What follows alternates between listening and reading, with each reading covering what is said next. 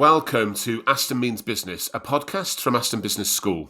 My name's Steve Dyson, and I'm the journalist who's interviewing some of the UK's top business academics here at Aston. This podcast has been going since October 2019, and there are now more than 40 previous episodes that you can find and listen to by simply Googling Aston Means Business. Today's episode is entitled Sports Marketing, the World Cup plus Other Challenges and Solutions. We're going to explore this subject with Michael Inpong, who's recently joined Aston Business School as a teaching fellow in marketing and strategy. Michael is an expert in sports marketing after a career that's seen him using sport to successfully market brands like P&G, L'Oreal, Havas, Nestlé and Muller yogurt and desserts.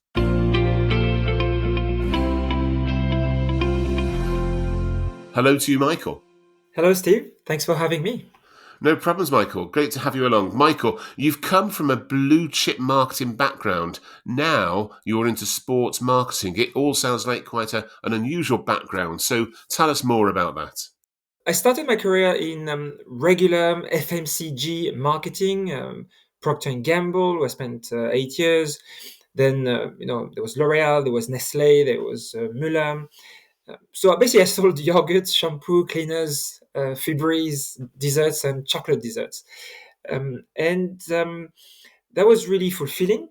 And during this, I discovered the power of sport to bring to life the brand and deliver business results. And it was not really planned. I discovered that, but I really discovered the power of it.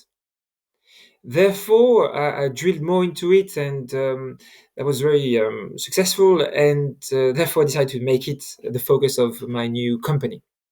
When I say power, I mean having sponsored Team GB, British Athletics, the NBA, music events, having sponsored also, compared to that, smaller sports.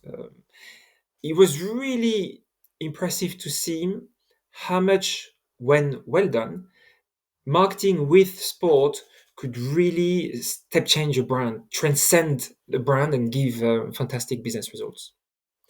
Hence the new adventure. Yeah, and let's talk about that new venture, Sports and Brands, your consultancy in sport, activity and healthy lifestyle. Why did you create it and what's it going to do? Yeah, so the company is called indeed the Sport and Brands. It's a consultancy in sport, activity and healthy lifestyle. It's based in Birmingham, very close to Aston, in the Alpha Tower. And it's actually 4 of us right now, and we started in January. The whole idea is to help guide people who are into sport to maximize their impact. It could be people in sport, organization, clubs. It could be people who want to go in sport, activity, and healthy lifestyle to drive business results. So we're not, selling rights. We're not doing the usual thing in the sport industry. We are trying to take business objectives and deliver them through sport, activity, and healthy lifestyle. Because we believe sport, activity, and healthy lifestyle are turbocharging change in the mind of the consumers, change in society, and therefore can benefit the actors or the brand or the organization. The area of equality in sport is really newsworthy at the moment, Michael, with the World Cup 2022 in Qatar. And yet, Qatar's been beset with many controversial issues, including the rights of migrant workers, the Qatari government's discrimination against the LGBTQ groups, let alone the last-minute ban on alcohol sales when Budweiser was the lead sponsor. What does that all mean, Michael, for Budweiser and the other major World Cup sponsors like Hyundai, Visa, Adidas, McDonald's? They're all together investing hundreds of millions into the World Cup, and yet there's a bit of a critical eye on that competition as well. What does that all mean? Steve, that's an excellent question. The World Cup is often seen as the epitome of sports marketing. And really, of course it is, because of the amount spent. But really, there's much more to marketing with sport than the World Cup.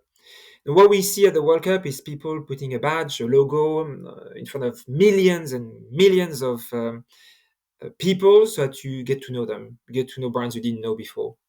This has been the same trick since 1970, and that's it. It's the circus is on.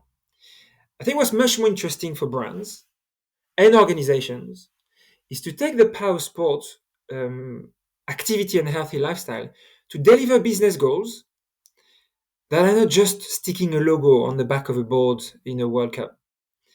And that's really what is at stake. I think the next generation of sport marketing and sport marketeers that will form at Aston is really about unleashing this, taking the best of brand building and marketing and apply it to sport so that we can do much more than putting a logo and doing a big check to a World Cup. When I look at the marketing, the way it's used in the sport industry or with sport, and you compare it to best-in-class marketing at like P&G, Nestle, and actually sport marketing is quite weak. Weak, that's an interesting word to use. Tell us more about what you mean there. If you go to a physio and you have a muscle that is atrophied, a bit soft, yeah, the physio is going to say, "Oh, your muscle is weak." That's what I mean. Um, Marketing is a muscle, and the way it's used with sport or in sport is very, very soft. When you look at brand building and marketing in FMCG, it's really sharp, it's really toned, lots of methods and techniques and tools. When it comes to sport, it's not. And the way to look at it, if you see the word sport marketing next to each other, uh, the reality is sport is huge, marketing is small. Yeah, and that's basically what the whole industry is about today. Um, and it puzzled me, when I moved into 100% sport marketing. Say, how come when I see the marketing on mundane products, like I worked on a toilet cleaner, I worked on shampoos, the understanding of the consumer was very sharp. The understanding of the market was super sharp. The techniques being used were very sharp.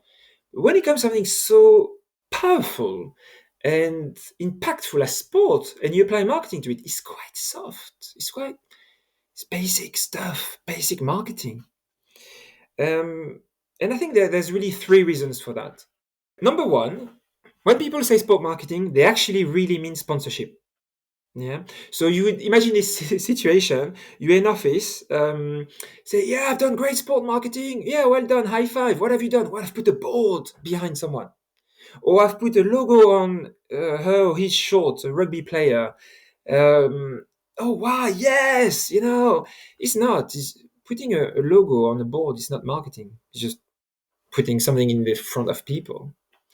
And the second reason is what's fascinating is there's no real playbook of brand building in sports marketing.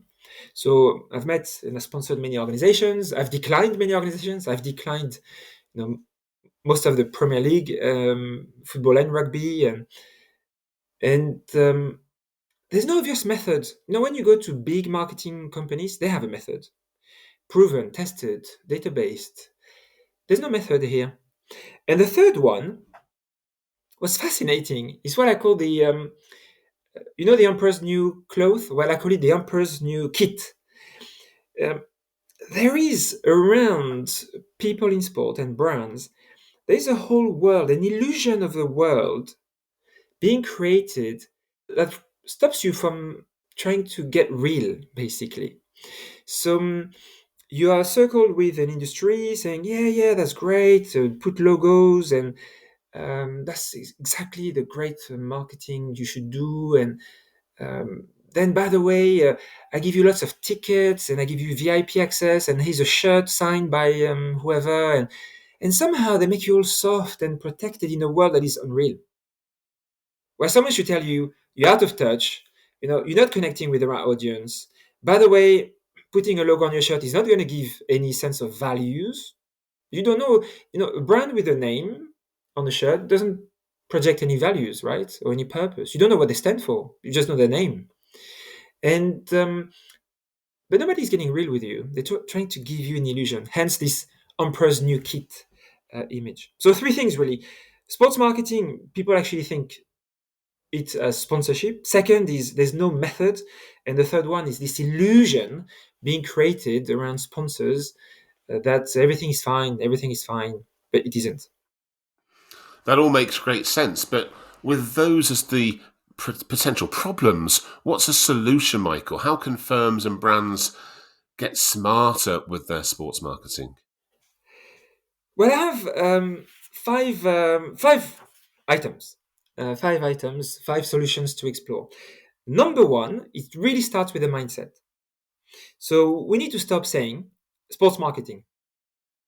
We need to start saying either marketing with sport or marketing in sport. So marketing with sport if you're a brand, marketing in sport if you are an organization. And you see, the use of words triggers different behaviors. Imagine you go in a meeting, you're a brand, and say, hey, okay, let's do the best marketing we can in the field we are in. So has the TV going? Yes. Has whatever in store going? Has our marketing in sport?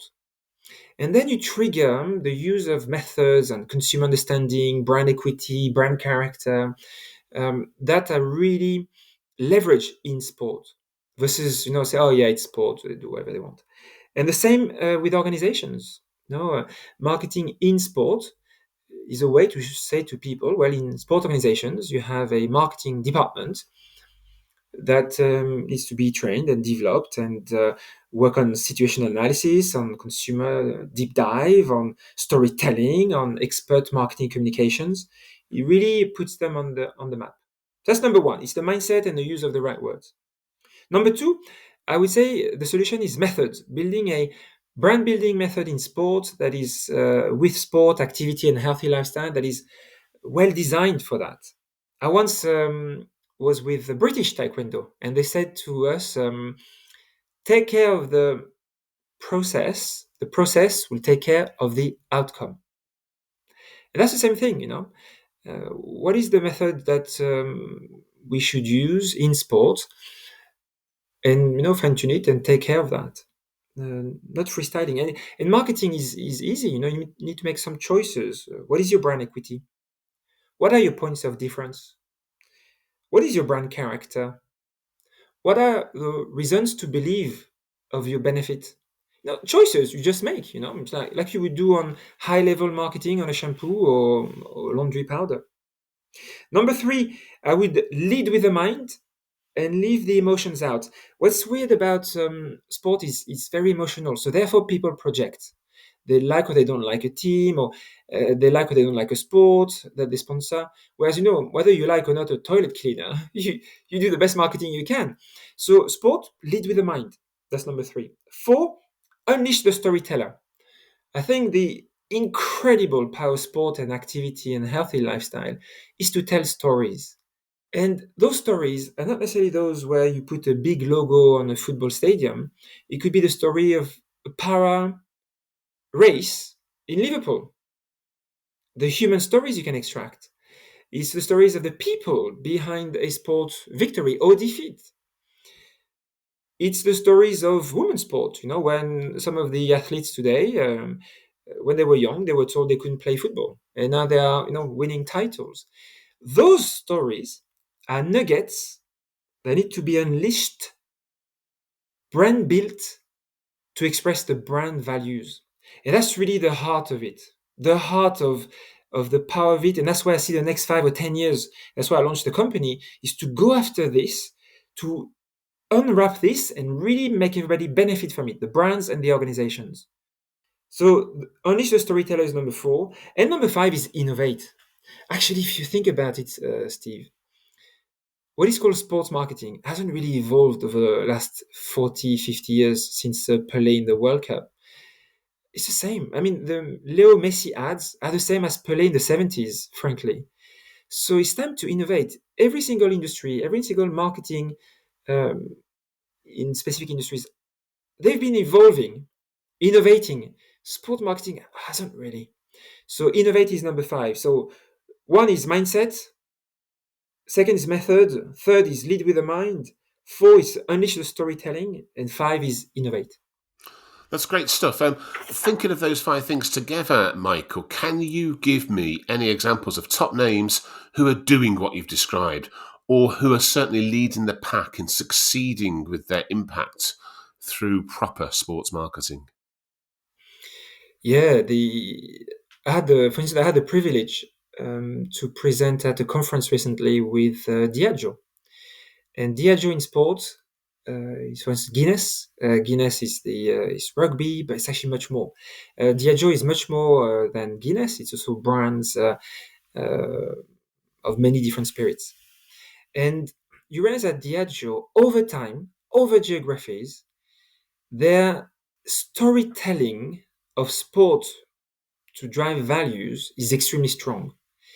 They were, already 15 years ago, I think, or a long time ago, they were already doing ads with para basketball, where the key message was about friendship, actually. Yeah, and they're doing advertising and actually supporting the sport of cricket in India, promoting women's cricket, and they were one of the first to realize they had the rights of women's rugby, and decided to drive this and drive the storytelling behind it. So they, for instance, invested in um, in building the profile of the players of the women's Six Nation, which they consciously did it for the good of everybody. The sport, the athletes themselves.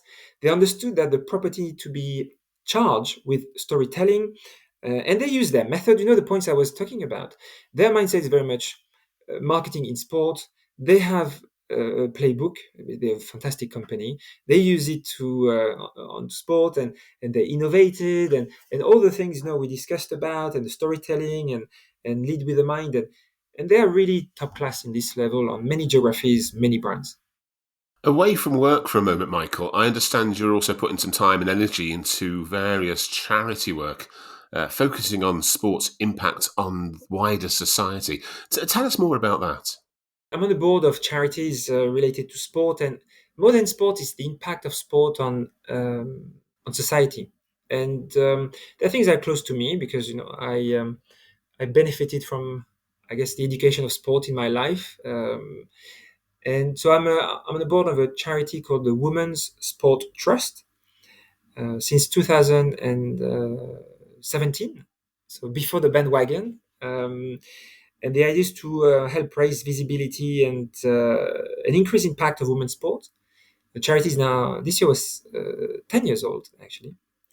But also of a charity that is called an active partnership, is to get people active in Shropshire. I think what I've learned from this is a precursor to me launching the business, is this societal impact of sport, activity, and healthy lifestyle. I truly believe that's the gold mine of the next 10 years. Gold mine for society, for people, for brands, and then for those organizations. So it's one of those win-win-win-win that rarely exist. And enabling to take this gold, unleash it, is really what is, for me, the next 10 years of sport marketing about, or sport, marketing in sport, or marketing with sport. Moving away from sticking logos towards telling stories and impacting society, basically. A final question, Michael. Many of our listeners out there are at the start of their business careers. They're entrepreneurs in many cases. Others may be senior managers or bosses of companies already out there, but who are perhaps trying to reflect and inject a touch of academic teaching into how they manage and operate their businesses. So, with that audience in mind, either those who are new to it or those who are seeking to improve and change, what are your three top tips for businesses who might be thinking of sports marketing as a way to promote their business? The big picture point is go for it. I believe it's an incredible marketing tool. Second tip is remember it's business and go with it with business mind. And the third is go with it with a sense of trying to impact society too. It's not neutral to use sport to drive a business, you do touch people's life, and think about this societal impact. Those three things, and all the things that I mentioned earlier, hopefully give a bit of a different flavor or angle on sport marketing. And that's what I'm trying to bring with my background in big marketing companies, now working into sport. That's also what I'm going to try to bring in the sports marketing course that I'm going to teach from January at Aston. It's a course that has been relaunched. Last time was 2019. And we are very excited to welcome the new cohort in January at Aston. Fantastic. Michael Impong, a teaching fellow in marketing and strategy here at Aston Business School and an expert in sports marketing. Thank you for taking part in this episode of Aston Means Business. Thank you, Steve. And thanks to you, our audience, for listening to Aston Means Business, an original podcast series for Aston University. Remember, if you enjoyed today's episode, you can find and listen to earlier episodes by simply Googling Aston Means Business. And if you're interested in studying anything to do with business and marketing, including the new sports marketing course, why not check out what Aston Business School has to offer at www.aston.ac.uk/courses. We've also got a podcast series called Society Matters, which interviews top academics at Aston's School of Social Sciences and Humanities about current issues and concepts which shape our world and the way that people live. You can find those episodes by simply Googling Society Matters Aston. Meanwhile, we'll be back soon with more interviews with some of the UK's top business academics here at Aston Business School.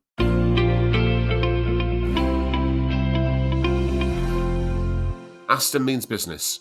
Thanks for listening.